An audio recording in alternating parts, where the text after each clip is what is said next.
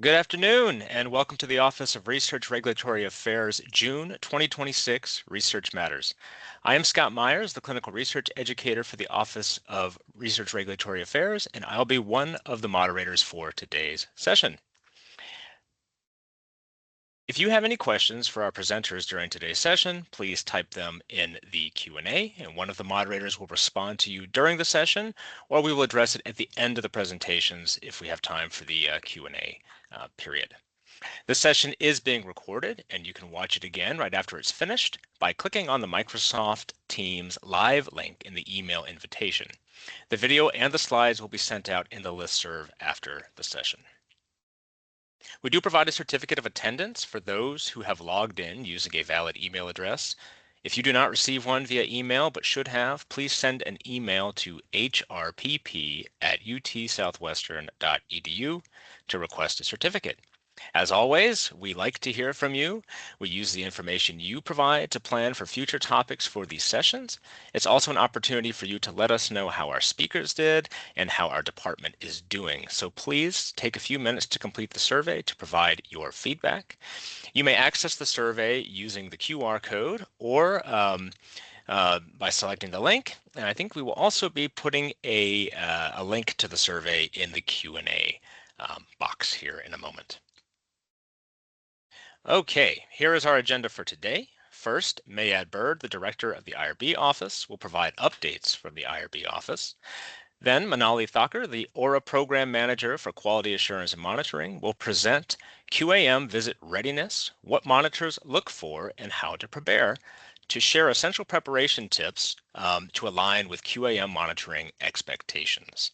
Following this, Jonathan Hunter, our Director of Conflict of Interest, and Laura Snowden, the Assistant Director of Conflict of Interest, will present Conflict of Interest and Conflict of Commitment Basics, Disclosures, Updates, and Outside Activities to cover key COI and COC requirements, including general disclosure obligations, what is considered noncompliance, and expectations surrounding outside activities.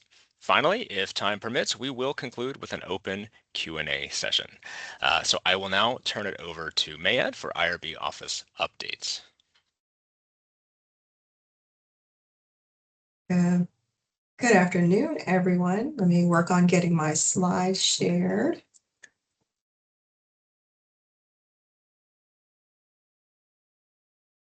Okay, can you see my slides? I just see myself on the screen.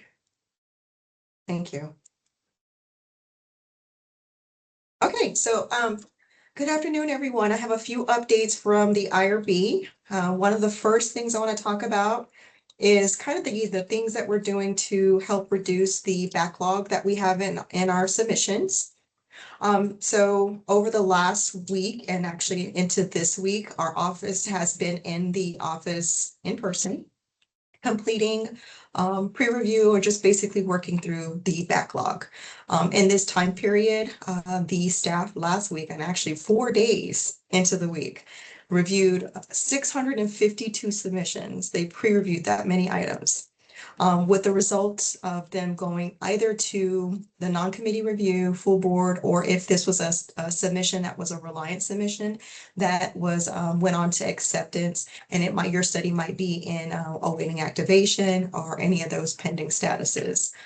This is an exceptional team effort, and the coordination across the HRPP office and the IRB office was amazing this last week. The staff are really learning how to shrink some of those reviews, especially when we have a large queue. And so this is a great effort. Starting this week, the staff continue to be in the office this week, but this week we're focused on working through the non-committee review items. So there were approximately 325 of those items when we started yesterday. They were able to get through quite a few of those. They've got about 200 items left that they'll be continuing to work on today, tomorrow, and into Thursday. For items that were scheduled to the full board, those are scheduled through IRB meetings through July 6th. And this is a good thing. This is This means that items that were submitted to the IRB office as of Monday of last week are actually being touched and reviewed and pre-reviewed now, yesterday and today forward. So it means that we're able to get to those items a little bit sooner versus 1 month, 2 months. This is like I say, a monumental effort. It accelerates our intake to review timelines, and it's really wonderful. The staff have been absolutely wonderful. So one of the things I wanted to share with you all is some things that we've kind of learned from this activity is our staff are making a lot of administrative changes and learning to let go of some of the things that make your submission perfect, like formatting or misspelling of things and clarity of information. But so the staff did spend quite a bit of time this past week and into this week making administrative changes. Some of the common issues that they ran into were incomplete submissions, things that were missing or details in your study that were missing that help IRBs make the required determinations on whether the item meets IRB approval. So when those things were kind of missing, the analysts and our team were going to withdraw those items. I can't stress the importance of a good quality and complete submission. So we probably need to partner with you all and maybe do some education on how to get a clean submission through the IRB office. We want to focus on the opportunity to improve some of these submissions and their quality, identify these issues early on. This is going to help reduce work on your side. This is going to help reduce rework on our side. But we, again, need to partner through this process. This shared responsibility is going to help us internally also with our review turnaround time. So you're not waiting for things to get approved. What we also learned is that with this effort, we're now going to hold our staff to turnaround time, accountability, having goal turnaround times for our staff so that we can initiate pre-review quickly, so that we can initiate non-committee review quickly. But also we were going to call to you all as research submitters.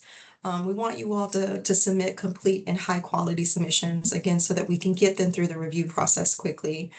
We also want you to quickly respond to our HRPP queries and requests. So again, that we can keep things moving through quickly. This is a nice little image that I pulled. I had Copilot create this image, and it just is an image of IRB staff and research community where we're sharing the partnership and collaboration, communication, compliance, and ultimately having compassion. I'll leave you with this last comment with regard to that activity. Which is partnership with research teams is critical and to sustain these goal turnaround times.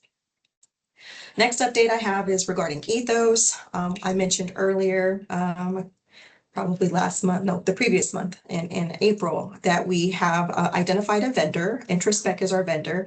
They have a lot of expertise in coding complex systems. So they're currently reviewing our system and just kind of getting up to date with where the system is in terms of its coding. They're analyzing bugs, and we're hope to have a vendor report that will identify some proposed solutions and time commitment for getting those items fixed. The next thing is we recently had a patch as of yesterday afternoon. And if you have not been into Ethos yet, you might notice that everywhere you see an upload feature, there's this new highlighted note that it says this is really important. If you're modifying any IRB approved documents, it's really, really, really critically important that you not delete any items and that you use the 3-dot or ellipses function to upload your revised documents on top of already approved documents. This helps us maintain the document history. It helps us stay in compliance with our record keeping and our retention schedules. So again, we want to make sure that you don't add these documents. We want you to, when you're revising documents, we want you to upload on top of any IRB approved documents. So that's an update you should now see in Ethos.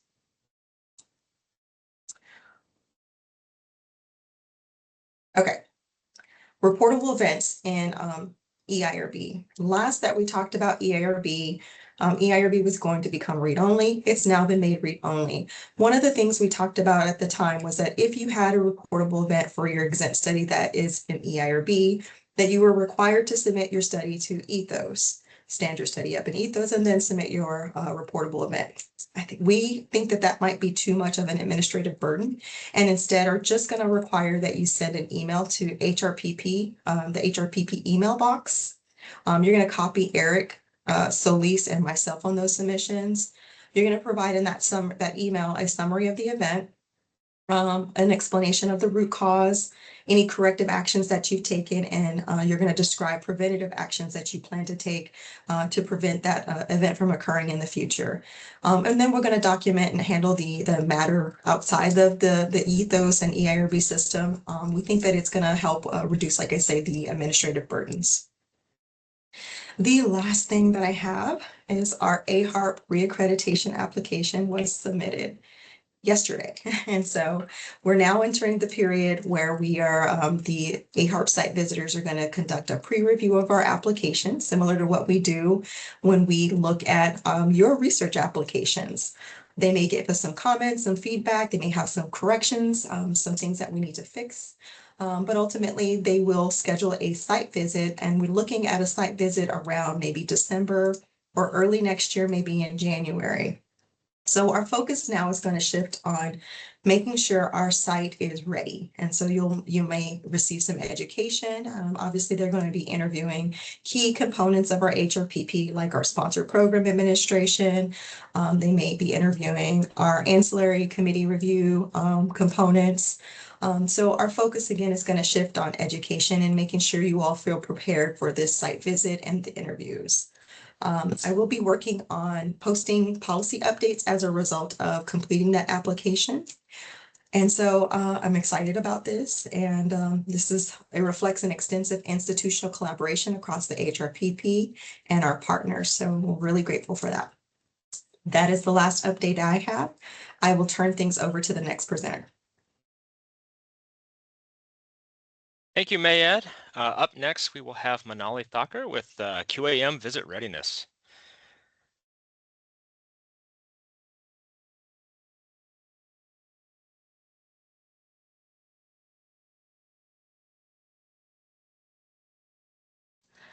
Thank you, Scott.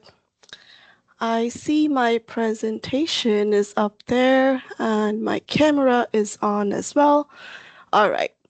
So hello, everyone. My name is Manali Thakur, and I am the program manager for the Aura Quality Assurance and Monitoring team. Today, I'll go over a simple yet practical guide to help you prepare for the QAM monitoring visit. And to start with, let's first understand the why behind these monitoring activities so we can put more perspective on why we do what we do.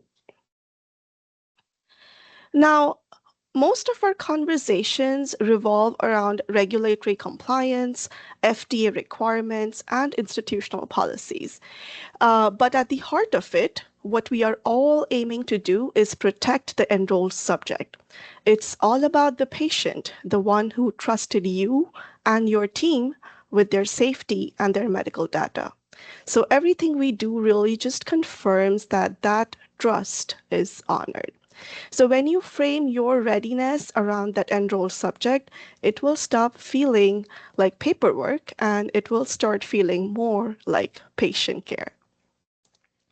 Now, most of our monitoring visits are routine and risk-based because we prioritize oversight where it matters most while avoiding unnecessary burden on study teams. We've developed reviews that are intentionally focused to concentrate on critical risk areas, for example, consenting, pharmacy, data sharing. We want to make sure that we are strengthening compliance while also being mindful to streamline efforts for your team. And lastly, but equally important, is that a QAM monitoring visit gives you the opportunity for a face-to-face collaboration with our team to ask questions, request for guidance, and help with templates and tools to support your study conduct. So let's picture this. A week ahead, the coordinator runs a self-assessment and confirms their binders and logs are current. He or she scans any outstanding consents into Epic. They reserve an allocated space for the monitor. And then on the day of the monitoring visit, the monitor reviews your records, asks a few questions, and notes down 2 findings. By the next business day, those findings are resolved and you get the final monitoring report and you're done. So my purpose here is for you to think, what's the mindset and what are some daily habits that I can do so my monitoring day goes like this? Well, it all comes down to being inspection ready.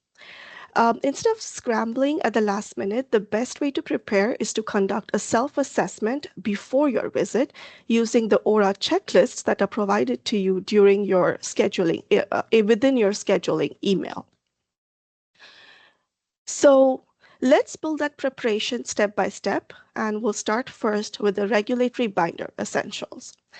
In your binder, your monitor will want to see all your protocol versions, all your consents, plus any translations that you've used. Then all your IRB letters, your initial approval, your modifications, your continuing reviews, and reportable event acknowledgements.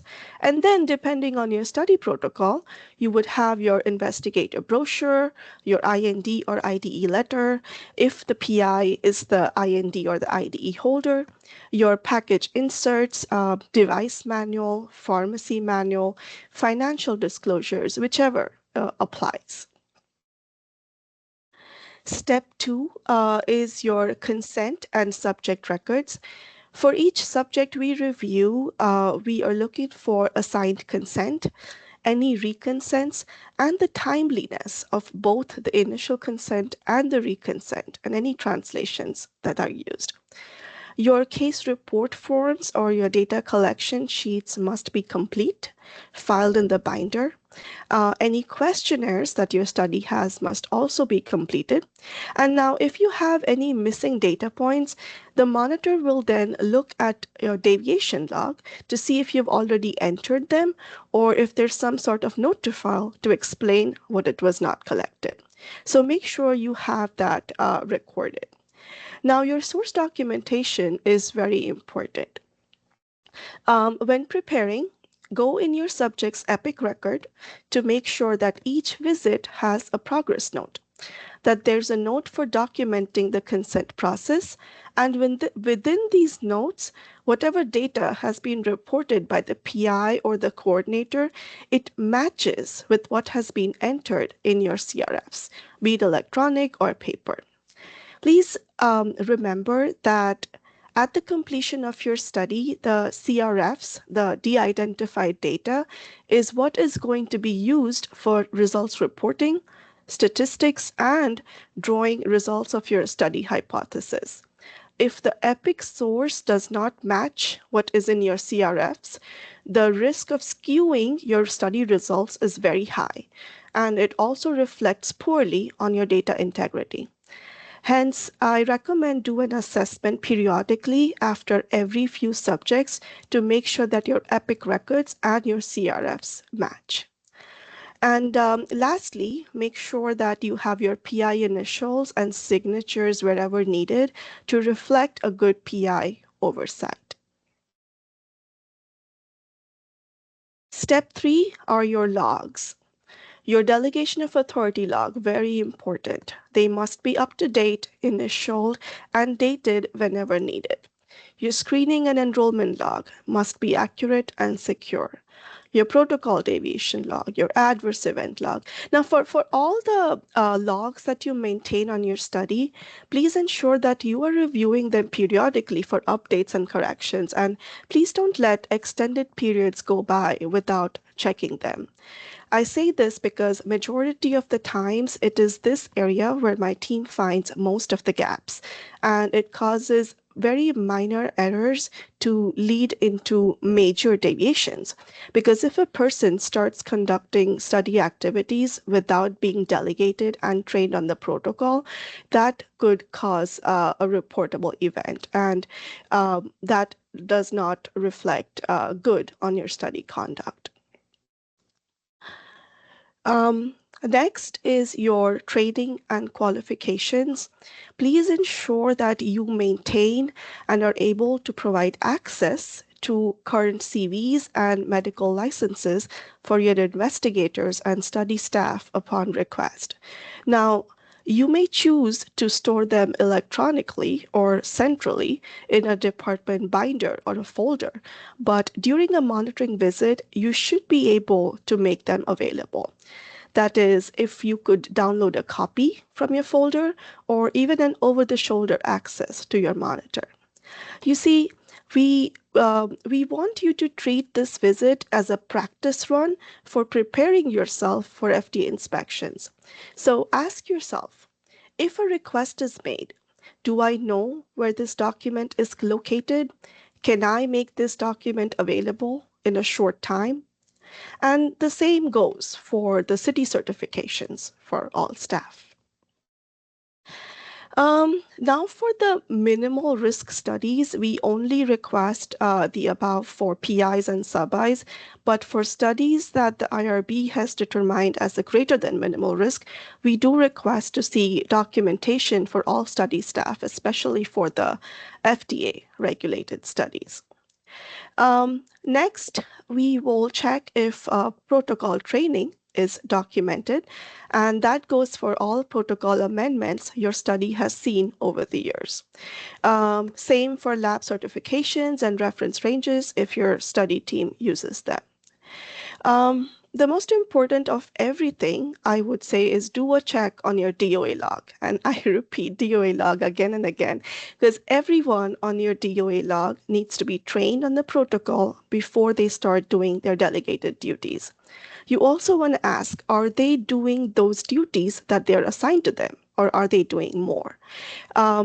Those questions are something that the monitor will definitely focus on when reviewing your study, so it will be best that you self-assess them prior to the visit. Okay. So here I have listed the 16 things that a reviewer confirms when doing a full study documentation review of your study. Of course, if it's a focused review, only a few of these will be looked at. Now, there's no need to remember all this. This is just for you to know where we put our eyes on. And each of these really comes down to one thing, is protecting subjects and keeping the data trustworthy. To get you a head start, I recommend that you concentrate on the critical few: consent, eligibility criteria, DOA logs, IP accountability, and safety assessments and reporting, and keeping the study blind. You get those right, and you are at a good place for proper and compliant study conduct. Any minor errors in non-critical data are far less likely to risk subject safety, welfare, and rights, and therefore less likely to escalate into major findings and non-compliance. Now, this last part of my presentation is about making readiness stick, turning everything into habits, and the partnership behind it. Here's everything on one page that you can take with you. Make sure that your team does self-assessments every couple months and not just before a visit. Keep your logs live, document consent carefully, and scan into Epic in a timely manner. Train everyone on your DOA log and report adverse events promptly. And to conclude my presentation, I want to say that please feel free. Know that we are all UT Southwestern employees. We are all on the same side, and we are here to support you to make sure that you succeed in your research study.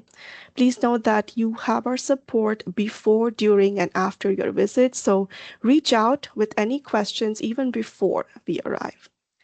I have one recommendation from you that find some time this month and run a self-assessment for your study, even if you don't have a visit scheduled with us. And if you run into any questions or need guidance, please do not hesitate to reach out.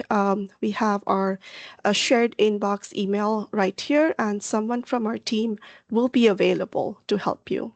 And thank you so much. I will now pass this over to Scott. Thank you so much, Manali, for that. And up next, we will hear from our COI group to talk about conflict of interest and conflict of commitment basics. Awesome. All right, slides are up. Okay. Okay, perfect. Hi, good afternoon, everyone. Thank you for joining us today. My name is Laura Snowden. I'm the Assistant Director here at the Conflict of Interest Office, and I'm also joined with Jonathan Hunter, who is our Director. Today, we'll walk through the fundamentals of conflict of interest and conflict of commitment with an emphasis on disclosures, updates, and outside activities.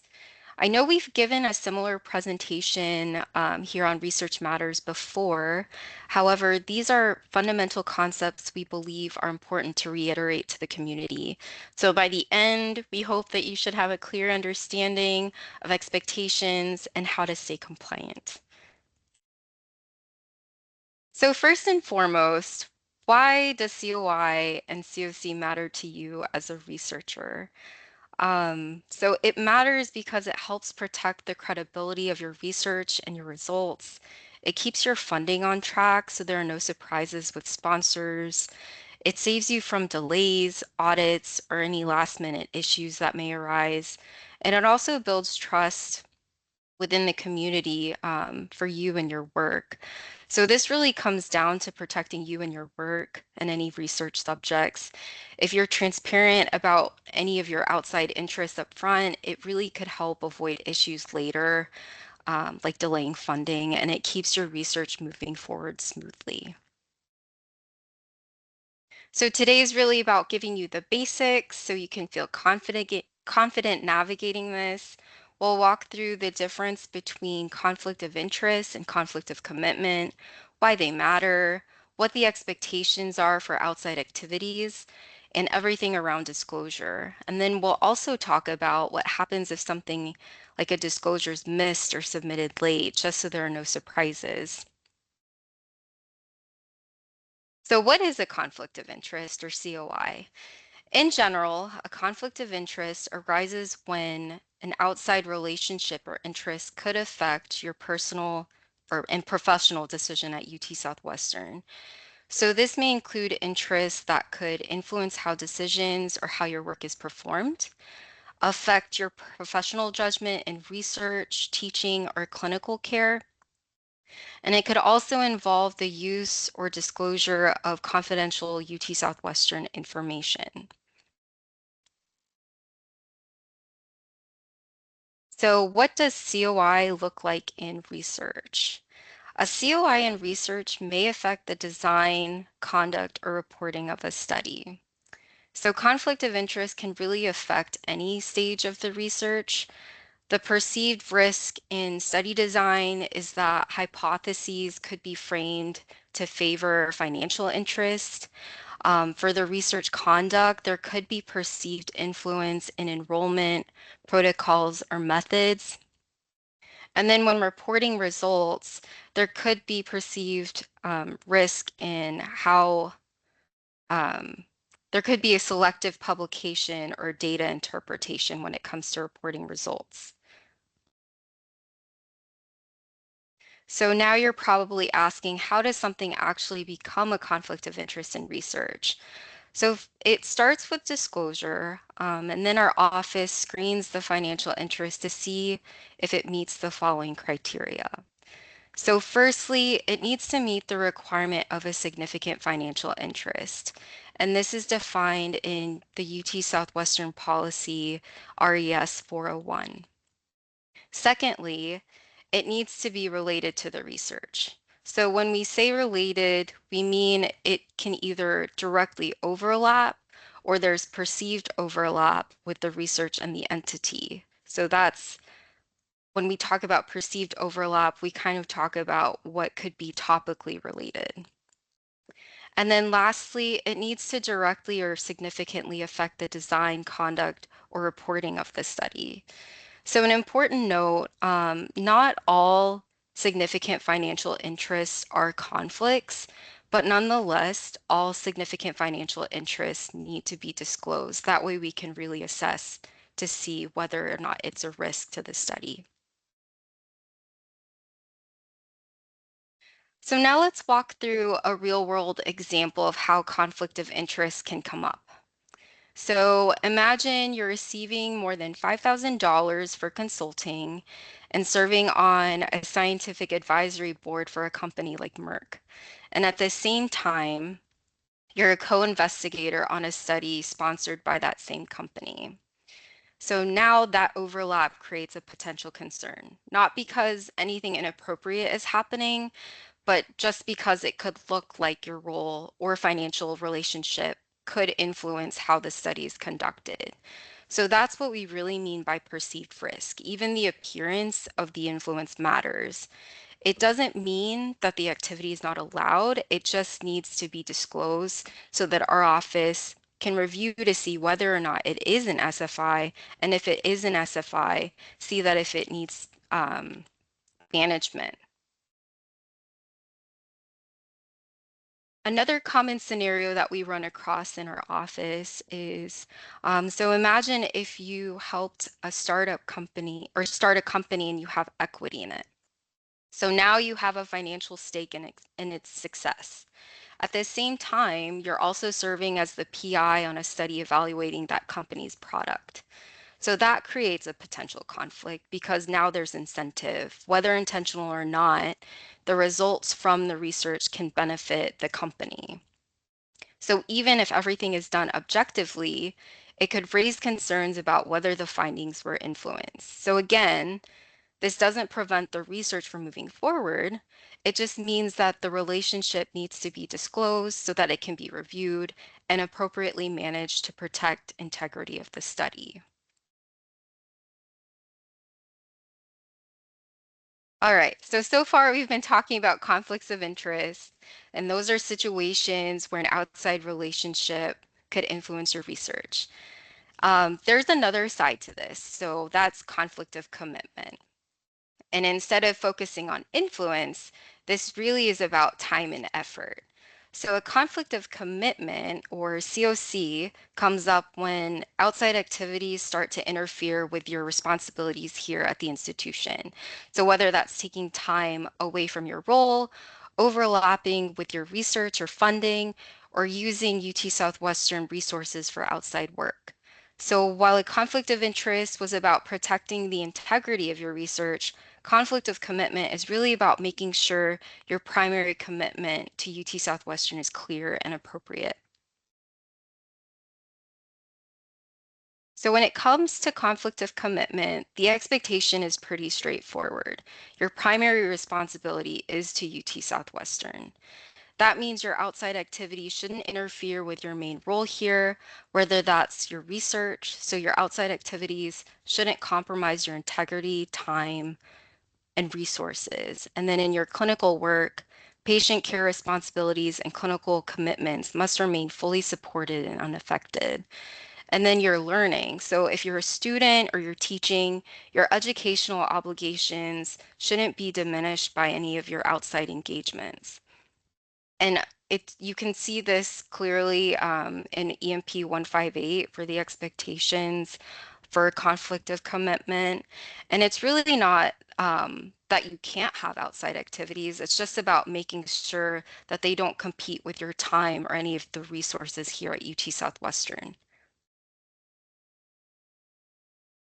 So what are some common conflict of commitment examples?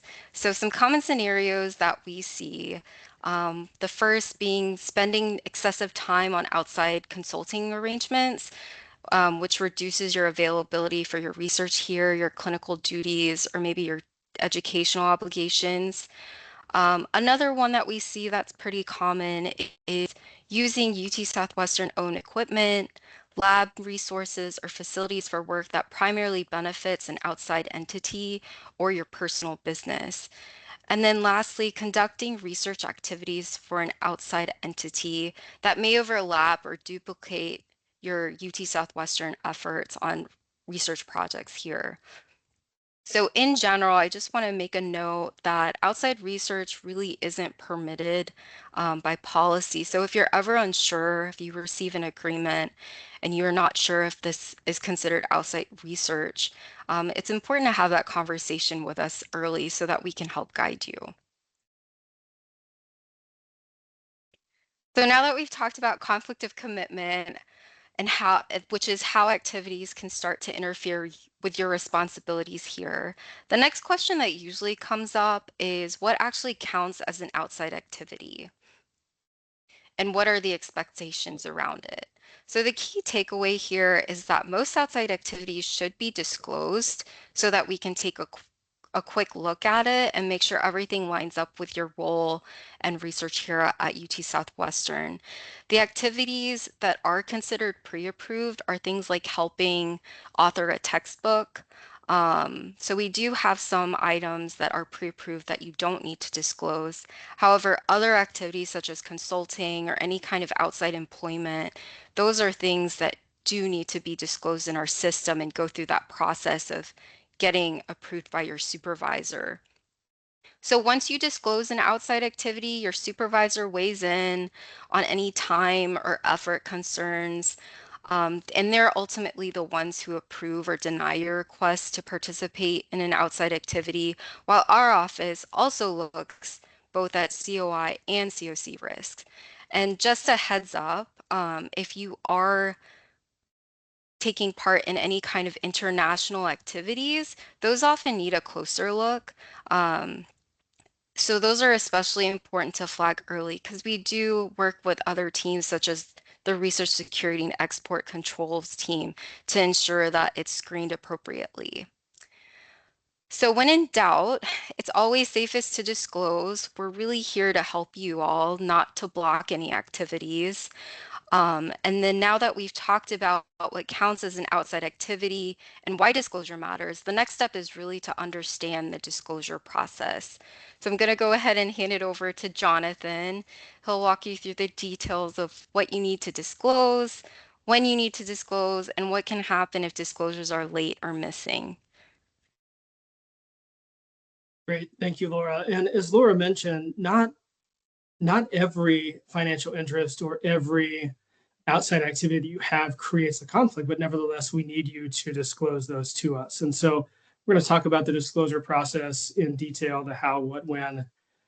And so to start off with, of course, you know where to go to disclose, and that is our COI info portal. You see there are various login options here. Most people on this call are probably with UT Southwestern, so you would just log in using your credentials for everything else at UT Southwestern. Log in, and there you can find information about how to disclose the outside activities or the financial interest. Just as a note, we are aware and we know that this system is not optimized the way it should be. We're doing a lot of work on it.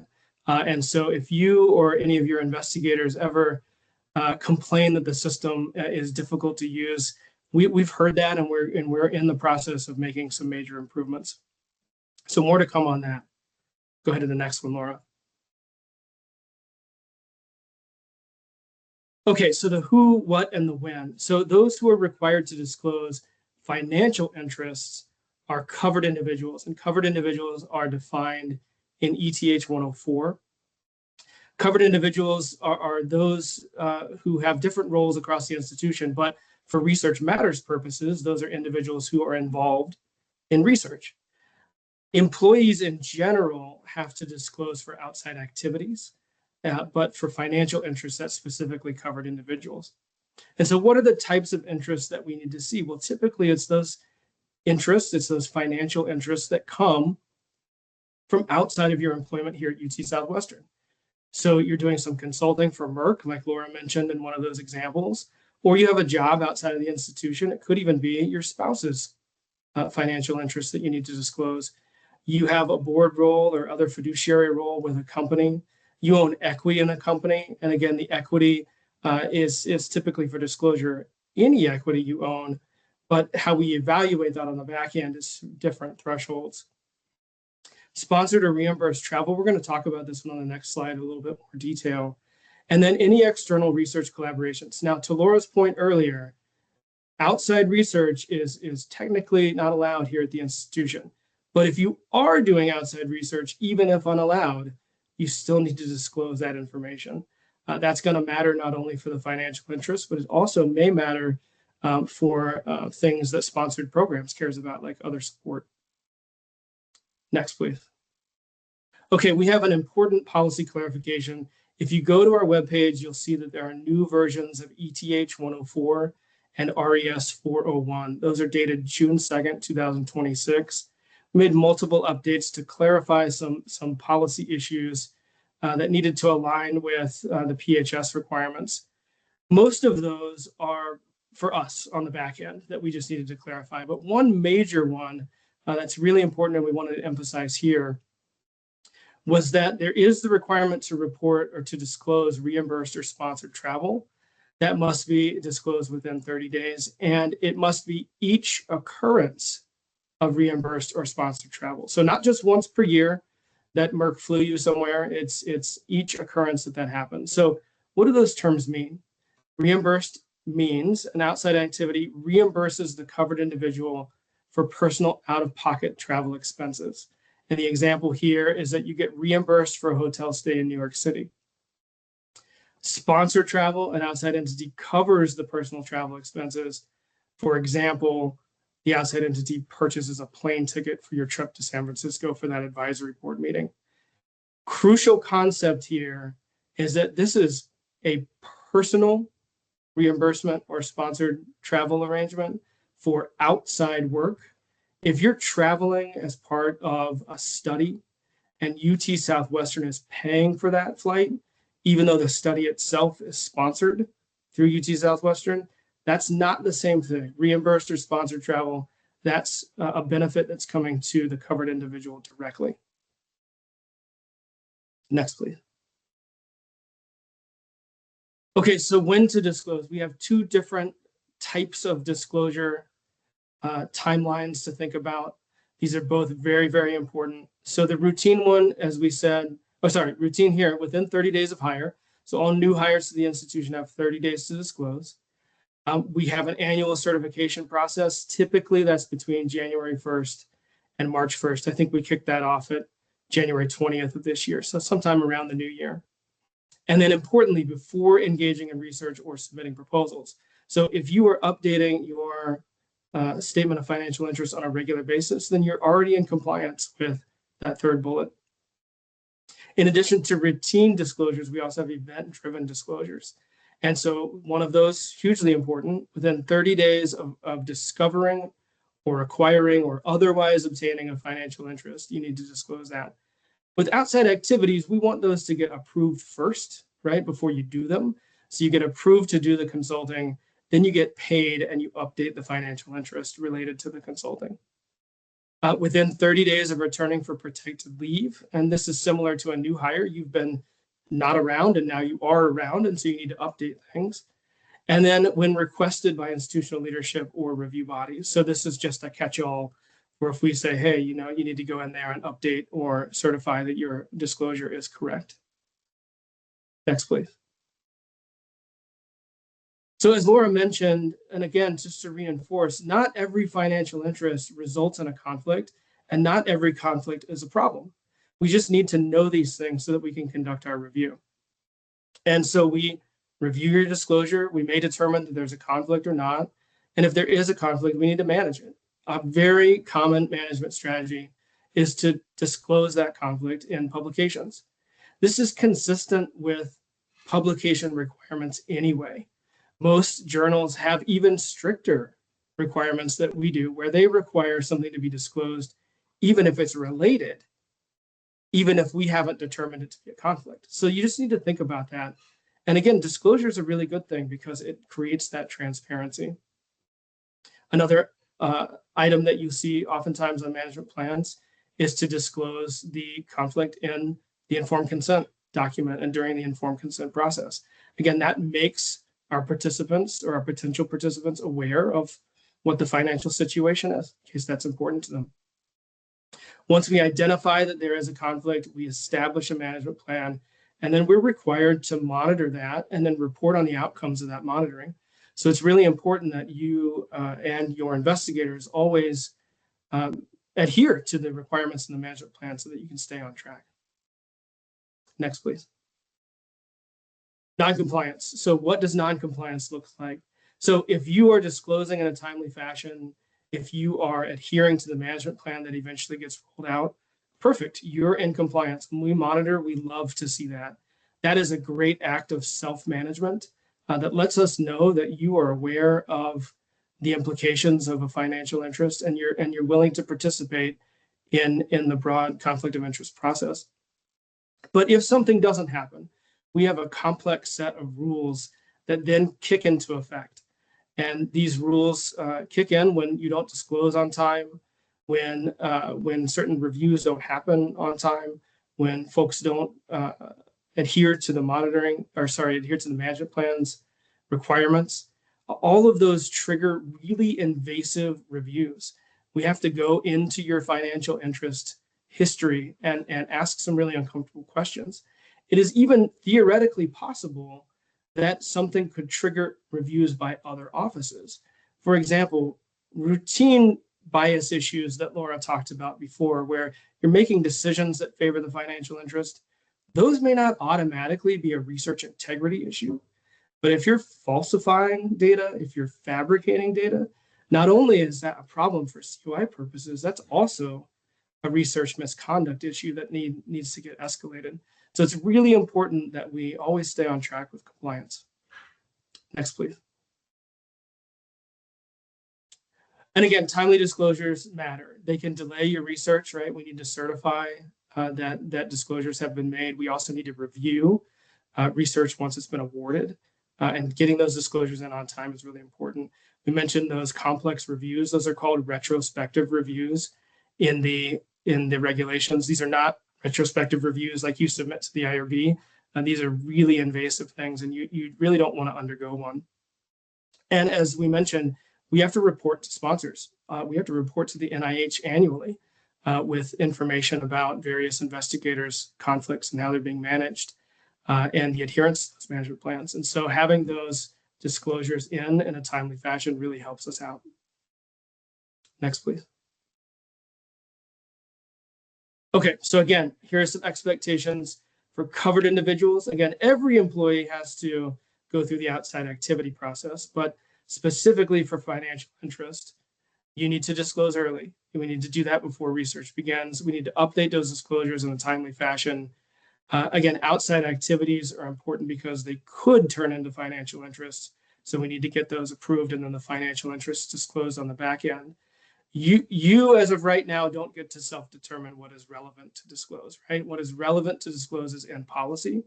We are making some policy updates, or at least we likely will be making some policy updates that provide even more clarification on that point. But at least for right now, it's just really follow the policy.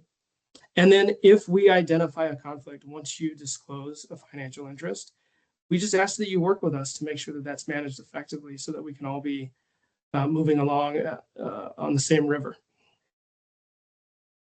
Next, please. Okay, and then finally, you can always reach out to us. We are happy to answer any questions. We are available anytime to walk you through scenarios. You can reach us at that phone number there, or you can always email the general inbox conflictofinterest@utsouthwestern.edu. And with that, I'll turn it back over to Scott. Thank you. Okay, thank you all so much. Give me one moment to get my screen shared.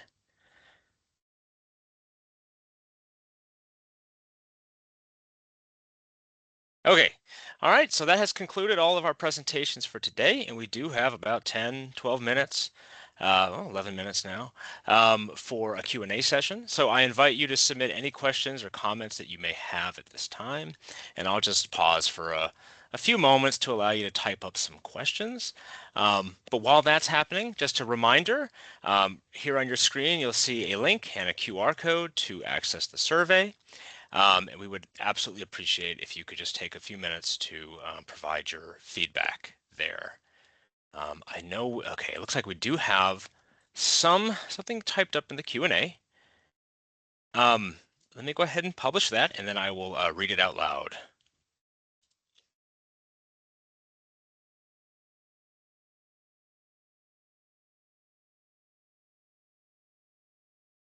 Couple questions. Okay, so here we go.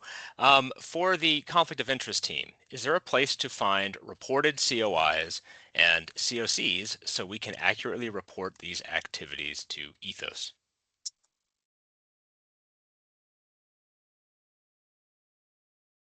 And I can help with that, Scott. So right now, this really is a conversation that you are having with study teams when completing the initial submission, and then when you're doing continuing review.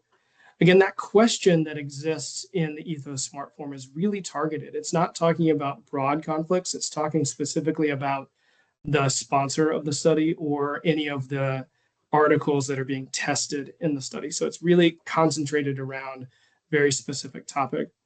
We are exploring all options when it comes to our new system as to what we can and can't do. Some of the information we have in the system is confidential, and so we need to make sure and preserve that, while some certainly can be shared, and we're going to see how that looks. So as of right now, again, this is a conversation with your study teams. Thank you so much, Jonathan. Another question we have, this one is for the Quality Assurance Monitoring Team. So Manali, can you please send the link to the self-assessment checklists? Yes, thank you, Scott. I'm working on that, and I'm going to post it on the comment. All right, thank you. Just a few more moments here. If there's any other questions, please go ahead and have those typed up. And we'll go ahead and we'll discuss those if you have those. So I'll just give you another minute to do that.